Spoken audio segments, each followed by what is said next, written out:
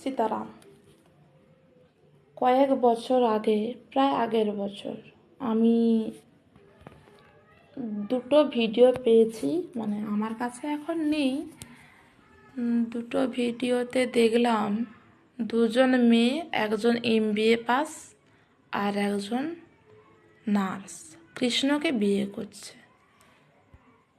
এটা আমি ঠিক ভালো চোখে দেখি না। এটা মানে তোমাদের কি এতটাই কোয়ালিটি বেড়ে গেছে, বা তোমাদের কি এতটাই রূপের অহংকার যে পৃথিবীতে সাধারণ মানুষ হয়ে সাধারণ মানুষকে পছন্দ হলো না, তোমাদের ভগবান শ্রীকৃষ্ণের মূর্তিকে বিয়ে করতে হলো? পৃথিবীর আর কারোর সমস্যা থাকুক না থাকুক, আমার সমস্যা আছে। এইসব ঘটনা দেখলে ওদের জানা উচিত, যারা কৃষ্ণকে বিয়ে করেছিল তারা দেবীর অংশ ছিল।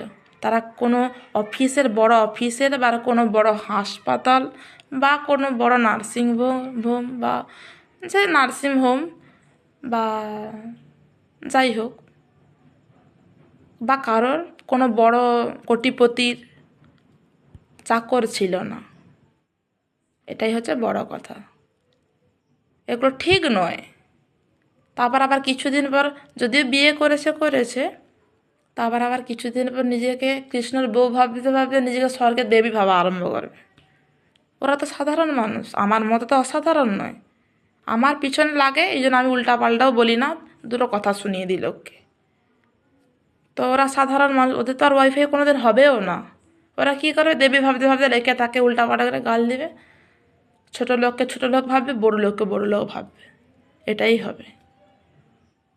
এগুলো ঠিক নয়। এগুলোকে শুধরে নিতে হয়। ভগবানকে ভগবানের জায়গায় রাখতে হয়। সাধারণ মানুষ, তুমি সাধারণ থাকো। তুমি হতে পারো তুমি অনেক কোটি টাকার মালিক, হতে পারো তুমি অনেক ভক্তবান। তোমার মধ্যে কি ক্রাইটেরিয়া বা কি গুণ ভগবান দিয়েছেন যে তুমি নিজেকে ভগবান ভাবো?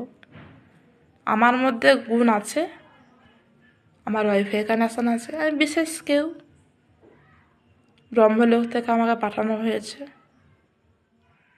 এই জন্য বাগেশ্বরের পীঠাধীশ্বরের সঙ্গে কানেকশান আছে, দরবারের সঙ্গে, পীঠাধীশ্বরের সঙ্গে নয়, দরবারের সঙ্গে। এই জন্য আমি অসাধারণ। আর আমি এটাই চাই, আমার ওয়াইফাইটা এক্সপোজড হোক, সবার সম্মুখে আসুক। এই যে ক্যামেরার পিছন থেকে বলছো, আমার সামনে এসে বলো। আমি বলছি আমার সামনাসামনি বলো, যা বলার আমার ফেস টু ফেস বলো, পিছনে বলবে না। যারা হচ্ছে পিছনে বলে তারা কাওয়ার্ড হয়। নমস্কার, সীতারাম।